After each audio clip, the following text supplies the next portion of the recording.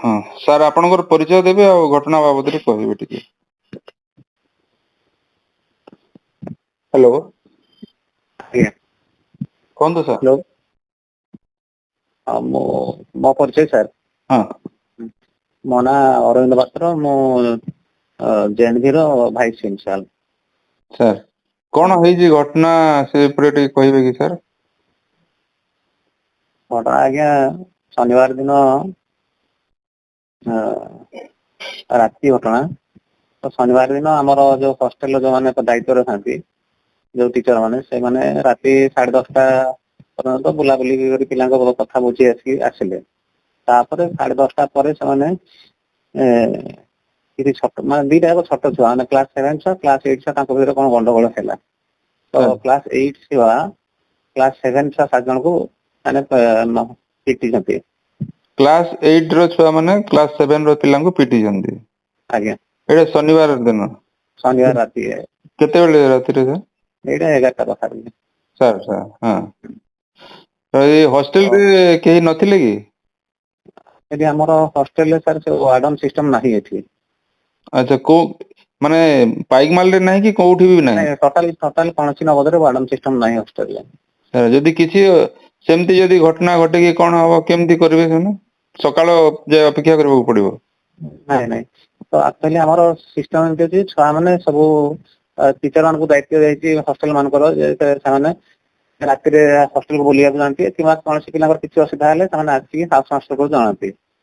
ନାଇଁ ରାତିରେ ସେଦିନ ରାତିରେ ଶନିବାର ରାତିରେ ଯୋଉ ପିଟିଲେ ପିଲାମାନେ ଯାଇକିରି କ୍ଲାସ 8 ର ଆଜ୍ଞା ସେ ଆଜ୍ଞା ଟିଚର ମାନେ ଯୋଉମାନେ ଦାୟିତ୍ୱରେ ଥିଲେ ସେମାନେ କେତେବେଳେ ଜାଣିଲେ? ସେମାନେ ତ ରାତି 10:30 ଯାଏଁ ସାର୍ ହଷ୍ଟେଲରେ ବୁଲୁଥିଲେ। ହଁ ଠିକ ଅଛି ତାପରେ ଯୋଉ ଘଟଣା ଘଟିଲା ସେ ଉପରେ ସେ ସମ୍ପର୍କରେ କେତେବେଳେ ଜାଣିଲେ ସେମାନେ? ସେମାନେ ନେକ୍ସଟ ଡେ ଜାଣିଲେ ମାନେ କେହି ଜଣେଇ ନାହାନ୍ତି। କେହି ଜଣେଇ ନାହାନ୍ତି ମାନେ ଆଉ କେହି ନଥିଲେ ଟିଚର ବାହାରେ ଆଉ କେହି ନାହାନ୍ତି? ମାନେ ହଷ୍ଟେଲରେ ଆଉ ନଥିଲେ କି? ଆଉ 2 ଜଣ ସିକ୍ୟୁରିଟି ଗାର୍ଡ ଆଜ୍ଞା 2 ଜଣ ସିକ୍ୟୁରିଟି ଗାର୍ଡ ପୁରା କ୍ୟାମ୍ପସକୁ ଦେଖନ୍ତି ସେମାନେ। ତ ସିକ୍ୟୁରିଟି ଗାର୍ଡ ବି ଜାଣି ପାରିଲେନି ଯେ ପିଲାମାନେ ଯାଇକିରି ଗୋଟେ ରୁମ ର ପିଲା ଆଉ ଗୋଟେ ରୁମ ର ପିଲାଙ୍କୁ ବାଡେଇଛନ୍ତି ବୋଲି ହୋ ହାଲ୍ଲା ତ ହେଇଥିବ ଆଜ୍ଞା? ନା ସେ ହୋ ହାଲ୍ଲା ହେଇନି ବୋଲି ମାନେ ସେ ମୁଁ ସିକ୍ୟୁରିଟିକୁ ପଚାରିଥିଲି ସାର୍ ହୋ ହାଲ୍ଲା କିଛି ହେଇନି ମୁଁ 11ଟା ପାଖାପାଖିରେ ଆକ୍ଚୁଆଲି ସବୁ ମାନେ ଗୁଡାଏ ହଷ୍ଟେଲ ଅଛି ସାର୍ ଜୁନିୟର 4ଟା ହଷ୍ଟେଲ ସିନିୟର 4ଟା ହଷ୍ଟେଲ। ତ ସିକ୍ୟୁରିଟି ଗାର୍ଡକୁ ମୁଁ ପଚାରିବାରୁ ସେ କହିଲା ମୁଁ ସିନିୟର ହଷ୍ଟେଲରେ 11ଟା ବେଳେ ସାର୍ ଥିଲି। ସେଇଠି ମୁଁ ରାଉଣ୍ଡ ମାରୁଥିଲି ଆଉ କିଛି ହୋ ହାଲ୍ଲା ମୁଁ ଶୁଣିନି କହିଲା। ଆଜ୍ଞା। ମାନେ ମାଡପିଟ ହେଇଛି କିନ୍ତୁ ହୋ ହାଲ୍ଲା କିଛି ହେଇନି। ଆଜ୍ଞା। ଆଜ୍ଞା ସେଥିପାଇଁ ଜାଣି ପାରିଲେନି ଟିଚର ମାନେ? ଟିଚର ମାନେ କଣ ଟିଚର ମାନେ ସାର୍ 10:30 ଯାଏଁ ଥିଲେ। ହୁଁ ତାପରେ ସେ ଯେହେତୁ 11ଟା ବେଳେ ଘଟଣାଟା ଘଟିଛି ଆଉ ସେମାନେ ସେ ସମୟରେ ହଷ୍ଟେଲ ଛାଡି ନିଜ କ୍ୱାର୍ଟରକୁ ପଳେଇ ଆସିଥାନ୍ତି ଆସିଥିଲେ। କ୍ୱାର୍ଟର ଟା କେତେ ଦୂରରେ ସେଇଠୁ? କ୍ୱାର୍ଟର ଗୁଡା ସେ 100 ମିଟର 100 ମିଟର କି ମାକ୍ସିମମ୍ 100 ମିଟର ହବ। ଆଜ୍ଞା ନାଇଁ 10:30 ପରେ ଟିଚର ମାନେ ଯଦି କିଛି ମାନେ ହଷ୍ଟେଲ ରେ କିଛି ଘଟଣା ଘଟିଲା କଣ କିଛି କଣ ସ୍କୋପ ଅଛି କେମିତି ଜାଣିବେ ସେମାନେ?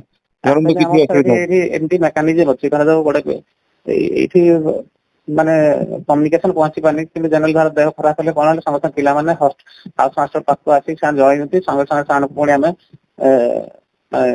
ଚେକଅପ୍ କରୁଛେ ସିଚୁଏସନକୁ ଆଜ୍ଞା ହାଉସ ମାଷ୍ଟରଙ୍କ ଦ୍ଵାରା।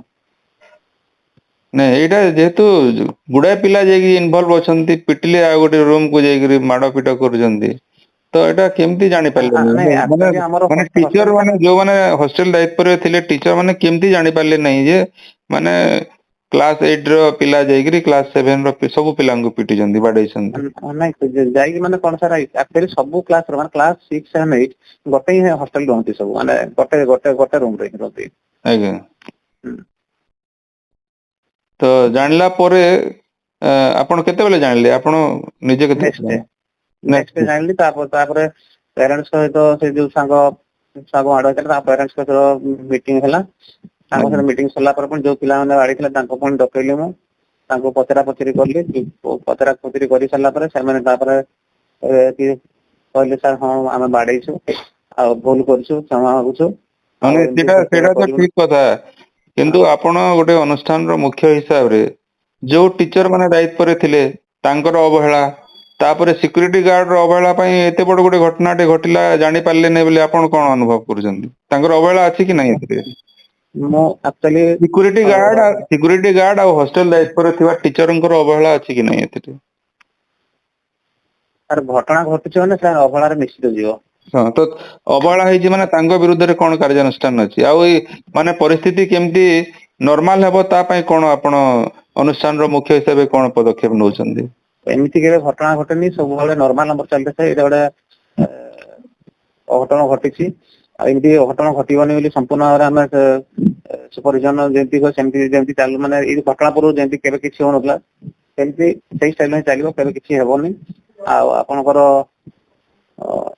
ମୁଁ ଏତିକି କହୁଛି ଯେ ତାର ଫ୍ୟୁଚର ଏମିତି ଆଉ କିଛି ହବନି। ନାଇଁ ନାଇଁ, ଫ୍ୟୁଚର କଥା ଛାଡନ୍ତୁ, ଫ୍ୟୁଚର ତ ନହବା କଥା। ଯୋଉ ଆଜ୍ଞା। ଘଟଣା ଘଟିଲା, ଯୋଉମାନେ ଦୋଷୀ, ଯୋଉମାନେ ଅବହେଳା କରିଛନ୍ତି ତାଙ୍କ ବିରୁଦ୍ଧରେ କଣ କାର୍ଯ୍ୟାନୁଷ୍ଠାନ ହବ? ତାଙ୍କୁ ବର୍ତ୍ତମାନ 6 ନୋଟିସ ମୁଁ ଦେଉଛି। ଆଉ ସେମାନଙ୍କୁ ଟାଇମ ଦେଇଛି ଗୋଟେ ଦି ଦିନ ଭିତରେ ସେମାନେ ତାଙ୍କ ଏକ୍ସପ୍ଲାନେସନ ମତେ ଦେବେ, ନହେଲେ ତାଙ୍କ ବିରୁଦ୍ଧରେ ଯୋଉ ଆମର ଡିସିପ୍ଲିନାରୀ ଆକ୍ସନ ଅଛି ତାଙ୍କ ଅଗେନଷ୍ଟ ନିଆଯିବ। ଠିକ ଅଛି, କେମିତି ଅନୁଷ୍ଠାନରେ ଗୋଟେ ଶୈକ୍ଷିକ ବାତାବରଣ ହବା କଥା, ପିଲାମାନେ ପାଠ ପଢିବାକୁ ଯାଉଛନ୍ତି, ସେମାନେ ତାଙ୍କର ଶୃଙ୍ଖଳିତ ହେବା କଥା, ସେ ଉପରେ ଆପଣ ଯୋଉ ଅନୁଷ୍ଠାନର ମୁଖ୍ୟ ଶିକ୍ଷକ କର୍ମଚାରୀ ସମସ୍ତଙ୍କର ଦାୟିତ୍ଵ ରହିଛି। ଗୋଟେ ପିଲା ବାପା ମା ଛାଡୁଛନ୍ତି ତାଙ୍କର ପିଲାଙ୍କୁ, ଗୋଟେ ଭରସା ନେଇକିରି ଛାଡୁଛନ୍ତି। ଆଜ୍ଞା। ଗୋଟେ ନାଇଁ, ନବୋଦୟପୁର ଗୋଟେ ଅନୁଷ୍ଠାନରେ ଏମିତି ଘଟଣା ସ୍କୁଲରେ କେବେ ହେଇନି। ଏଇଟା ଫାଷ୍ଟ ଟାଇମ ଛୋଟ ଛୁଆ ମାନେ ସାର୍ କ୍ଲାସ 7 ହେଇଛି, ମାନେ ବହୁତ ବଡ ପିଲାଙ୍କର ବି ଘଟଣା ନୁହଁ। ଆକ୍ଚୁଆଲି ସାର୍ ଏଇଟା ଗୋଟେ ଇନସିଡେଣ୍ଟ କେମିତି ହେଇଗଲା, କଣ ଅସୁବିଧା କଣ ହେଇଛି, ସେ ଛୋଟ ଛୁଆ ମାନେ କୋଉ ଦିନ ମାନେ ତାଙ୍କୁ ମାନେ ବଡ ଛୁଆ ମାନଙ୍କୁ ଯେତେବେଳେ ମୁଁ ପଚାରିଲି, ସେମାନେ କହିଲେ ସାର୍ ସେମାନଙ୍କୁ ଆମକୁ ହୁଡନ୍ତି, ବହୁତ କମେଣ୍ଟ ମାରନ୍ତି, ଏମିତି ସେମିତି କହିବା କଥା। କିନ୍ତୁ ସେଇଟା ମୁଁ ତାଙ୍କୁ ଆଗରୁ ଆମେ କହିଛୁ ଯେ କେବେ କେହି କାହାରିକୁ ହାତ ଉଠେଇବନି, ଯାହା କିଛି ପ୍ରୋବ୍ଲେମ ହେଲେ ଆମକୁ ଆସିକି କହିବ, ଆମେ ତାର ସଲ୍ଭ କରିବୁ। ସ୍କୁଲ ଆକ୍ଚୁଆଲି ସାର୍ ଆମର ଜୁଲାଇ 1ରେ ଖୋଲିଛି, ଆଉ ଆଜ୍ଞା ଜୁଲାଇ 1ରେ ଖୋଲିଛି, ମାନେ ବର୍ତ୍ତମାନ ସବୁ ମାନେ ଟିଚର୍ସ ଆମର ଟିକେ ସର୍ଟେଜ ଅଛନ୍ତି, ରେଗୁଲାର ଟିଚର, କଣ୍ଟ୍ରାକ୍ଚୁଆଲ ଟିଚର ସବୁ ଆସ୍ତେ ଆସ୍ତେ ଚାଲିଛି। ତ ପୁରା ବାଲାନ୍ସ ସିଷ୍ଟମ ଟା ହେଇପାରୁନି, ଆଉ ସେମାନେ ଠିକ ସେ ଖବର ରଖିପାରନ୍ତି, ମାନେ ଛୁଆଙ୍କର ମାନେ ଏମିତି ହେବାର ମାନେ କଣ ବେଳେ ବେଳେ କଣ ଛୁଆ ମାନେ ଆଗରୁ ଆଡଭାନ୍ସ କହିଦିଅନ୍ତି, ସାର୍ ସେ ଆମକୁ ଖରାପ ନଜର ରଖୁଛନ୍ତି କି ଗ୍ରଜ ରଖୁଛନ୍ତି, ସବୁ କହିଦିଅନ୍ତି ଛୁଆ ମାନେ, ତେଣୁ ଆମେ ତାକୁ ସଲ୍ଭ କରିଦଉ ଆରାମସେ। କିନ୍ତୁ ଏଇଟା ସେଇଟା ପିଲା ଆଉ ଖବର ପିଲା ରଖି ଆଉ ପାରିଲା ନାହିଁ। ମାନେ ଷ୍ଟୁଡେଣ୍ଟ ଆଉ ଟିଚରଙ୍କ ଭିତରେ ଗୋଟେ ଭଲ ସମ୍ପର୍କ ହେଲେ ସେମାନେ କହିପାରିବେ ଖୋଲିକିରି, ନାଇଁ ଏ ସାର୍ ସବୁ କୁହନ୍ତି କହିପାରୁନାହାନ୍ତି। ସାର୍, ସବୁ କୁହନ୍ତି, କିନ୍ତୁ ଯେହେତୁ ଅଳ୍ପ ଦିନ ହେଲା ସ୍କୁଲ ଖୋଲିଛି, ଆମର ଟିଚର ସାର୍ ସର୍ଟେଜ, ମାନେ ମ୍ୟାକ୍ସିମମ୍ ସାର୍ କଣ୍ଟ୍ରାକ୍ଚୁଆଲ ଚାଲିଛି। ଯେତେବେଳେ ସ୍କୁଲ ଖୋଲିଲା ସାର୍ ଆମ ପାଖରେ ମାତ୍ର ରେଗୁଲାର ଷ୍ଟାଫ 10ଟା ଥିଲେ, ଆମର ହେଲା 16ଟା ହଷ୍ଟେଲ। ତେଣୁ ଆଜ୍ଞା। ଟିକେ ଅସୁବିଧା ରହିଛି ସେଥିରେ, ତ ମାନେ କିଛି କହିବି। ଷ୍ଟାଫ ର ଅସୁବିଧା। ଆଜ୍ଞା। ଆଜ୍ଞା, ତେଣୁ ଯୋଉ ଟିଚର ମାନେ ଯୋଉ ହଷ୍ଟେଲ ଦାୟିତ୍ୱରେ ସେମାନେ ବି କଣ୍ଟ୍ରାକ୍ଚୁଆଲ ସବୁ। ମାନେ ଆମର ବର୍ତ୍ତମାନ ଯୋଉ 4ଟା ଜୁନିୟର ହଷ୍ଟେଲ, ସାର୍ ଜୁନିୟର 4ଟା ହଷ୍ଟେଲ, ସେଦିନ ମାତ୍ର 2 ଜଣ ରେଗୁଲାର ଷ୍ଟାଫ ଥିଲେ। ସେ 2 ଜଣ ରେଗୁଲାର, ଜଣେଙ୍କର ଅଫ୍ ଥିଲା ଆଉ ଜଣଙ୍କର ଡ୍ୟୁଟି ଥିଲା 4ଟା ହଷ୍ଟେଲରେ। ତ ଏ ସଟେଜ ବୋଲି ବି ଟିକେ ଗେପ୍ ଆସିଯାଇଛି, କିନ୍ତୁ ଜେନେରାଲି ଆମର ଷ୍ଟାଫ ମାନେ ଠିକ ଥିଲେ, ମାନେ ପୁରା ପିଲାଙ୍କ ସହିତ ବହୁତ ଭଲ ସମ୍ପର୍କ ଥାଏ, ଆଉ ସବୁବେଳେ ପିଲା ଆଗ ସବୁ ପ୍ରୋବ୍ଲେମ ସାର୍ ମାନଙ୍କୁ ବତାନ୍ତି ସାର୍। ଓହୋ, ଆଉ ଗୋଟେ ସବୁ ଶିକ୍ଷାନୁଷ୍ଠାନରେ ଯୋଉ ଏଣ୍ଟି ରେଗିଂ ଆୱାରନେସ ହୁଏ, ସେମିତି ହେଇଛି କି ନା ହେଇନି? ଆମର regular sir anti ragging awareness ମାନେ ରେଗୁଲାର ଚାଲେ ସାର୍। ମାନେ ମର୍ଣିଂ ଆସେମ୍ବଲି ରେ, ଇଭିନିଂ ଆସେମ୍ବଲି ରେ ଛୁଆଙ୍କୁ ସବୁବେଳେ ବତାଯାଏ। ଆଜ୍ଞା ଆଜ୍ଞା, ଯୋଉ ବାପା ମା ମାନେ ତାଙ୍କର ପିଲାଙ୍କୁ ନେଇଯାଇଛନ୍ତି ଘରକୁ, କେମିତି ଆଜ୍ଞା ସେମାନଙ୍କର ବିଶ୍ଵାସ ଫେରିବ, ପୁଣି ଶିକ୍ଷାନୁଷ୍ଠାନକୁ ଆସିବେ, ସେମାନେ ରହିବେ, ପାଠ ପଢିବେ, ସେ ଦିଗରେ ଆପଣଙ୍କର ବି ଦାୟିତ୍ଵ ରହିଛି। ଆଜ୍ଞା ଟିକେ ଉଦ୍ୟମ ଆଜ୍ଞା, ହଉ ସାର୍ ସେମାନଙ୍କୁ ଆଜି ମୁଁ ଡାକିଛି ସାର୍, ସେମାନେ ଆସିବେ, ସାରଙ୍କ ଆମେ କଥାବାର୍ତ୍ତା ହବୁ। ସେମାନେ ଆଉ ବୁଝନ୍ତୁ କିଛି ନିଶ୍ଚିତ ସେମାନେ ଫେରିବେ ସାର୍, ହଁ। ଆଜ୍ଞା।